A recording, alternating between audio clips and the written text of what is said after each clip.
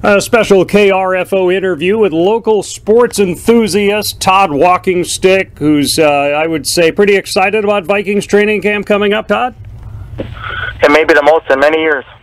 Yeah, it's a final one in Mankato, the team just recently announced. That's not a surprise, but it's still sad that we've come to that, right? It's truly sad. My heart's ripping, but I mean, life goes on. What do you like about training camp, Minnesota Vikings training camp in Mankato? It's just the town of Mankato, the people that come from Mankato, the residents, all the dinner places, the players eating and like Chipotle type. Just a neat experience over there. When it comes to the on the field, what is it that happens over there that grabs your attention, knowing how much of a Vikings fan you are when they're playing the games at home and on the road? I mean, you're a true Vikings fan. What about training camp do you look for or see with regard to that upcoming season? Oh, as far as just watching practice, just the three different fields they got going. It's so much to watch. You just pick your poison. You want to go watch your offense. Run some, you want to go watch the defense or special teams. You have three different options to watch.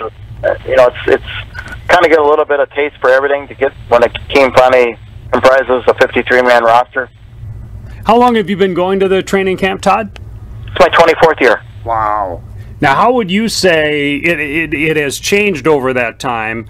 Because I know, players come in so much more prepared physically for things than certainly when training camp began 50 years ago in Mankato. But over 24 seasons, how has training camp evolved from your perspective?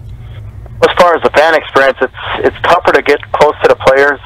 They put so many more fences up during the years.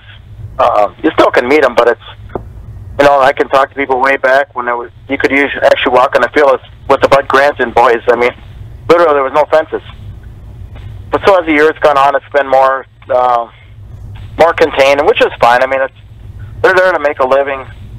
That's their job. We as fans just want to try and meet them and see them, but it's selfish. Really, they're there for making the team. Is our practices pretty intense? Are guys going out there and hitting at full speed? Do they have that kind of thing going on at training camp? Not too much early. It's the morning is usually the walkthrough, and they do that in Blakesley Field, so it's like 10. I think it's 10:30 to 11:30.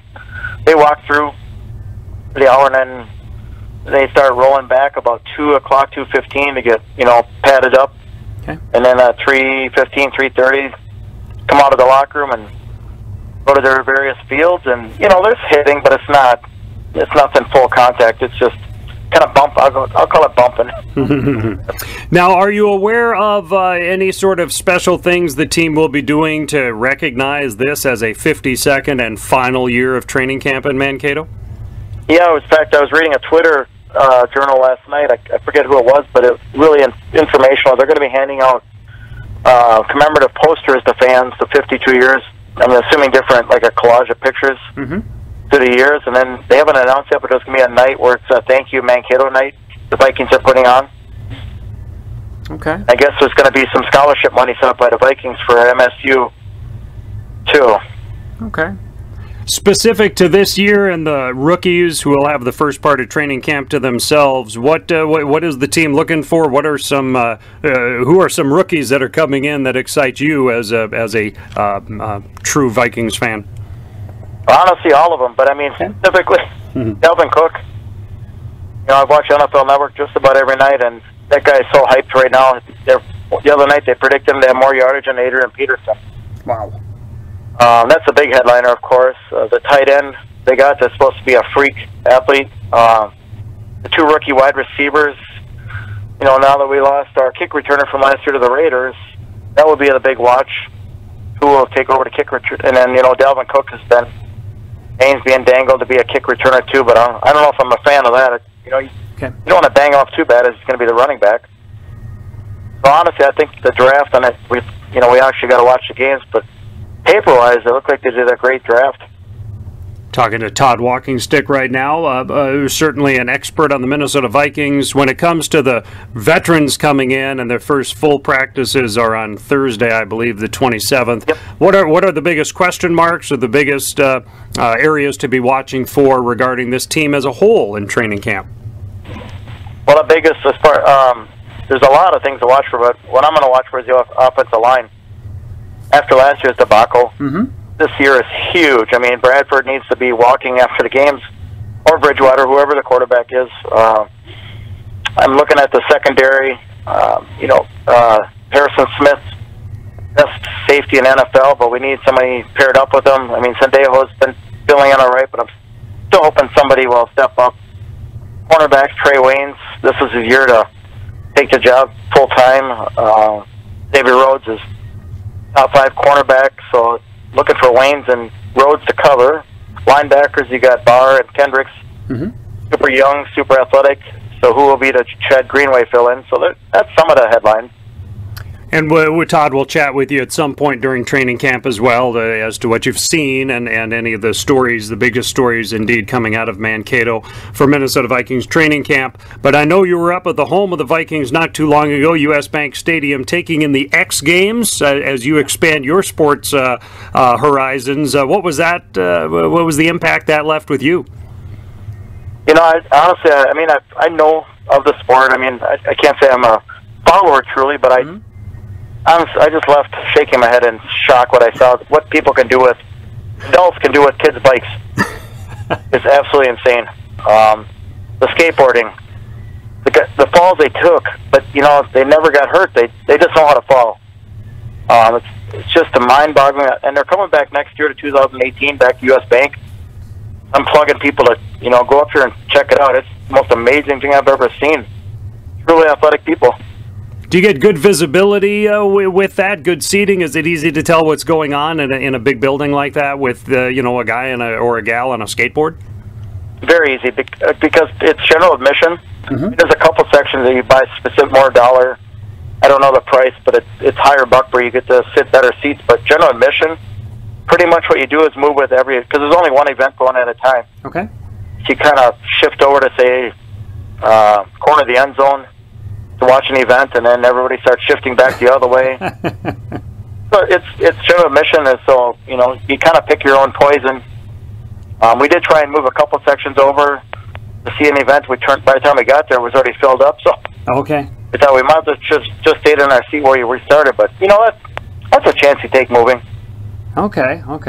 And as far as the latest interviews beyond the game at OwatonnaLive.com, got to click on talk shows at OwatonnaLive.com. Find Beyond the Game. You put up 3 interviews each week with local sports figures, either athletes or coaches or what have you from Steele County area. So who is being interviewed lately on the program, Todd? Well, the show that went on Thursday is Nicole McCann. She's going into the 2017 Owatonna Hall of Fame. Her grandpa was Ev Berg. Luke Johnston, he's a young man from Medford who had a little incident back with his life health-wise. I think when he's 11, and he's show everybody how you can overcome things in life. He's a true inspiration. Wow. Just truly, I hope you guys see the video because that kid's an amazing young man. Okay. He'll be, I believe, a junior this year at Medford. And then from the Aces, I have Brandon Wolf. Okay. Super nice guy, very good interview. So those 3 were really fun to interview. Nicole, she's going to the Hall of Fame with 4 others, and her grandpa being Ev Berg, I think that's pretty cool. Yeah.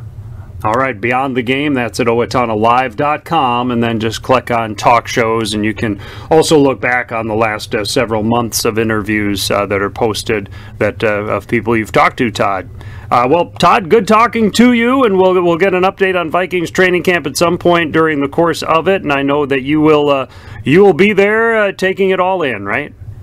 Yeah, I'm so excited. I just, like a little kid on Christmas, I'm just ready to roll. Can't wait to go my 42 miles over to MSU campus. Now, when they move to Eagan next season, are you thinking that you're going to try and get up there at times? I was kind of hesitating, no, but my wife says you will. I'm sure I will.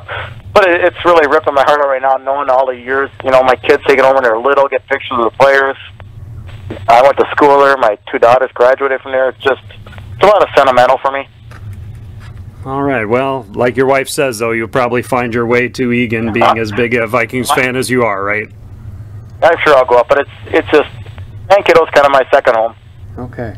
Todd, always good to talk to you. Enjoy the time over there, and go Vikes.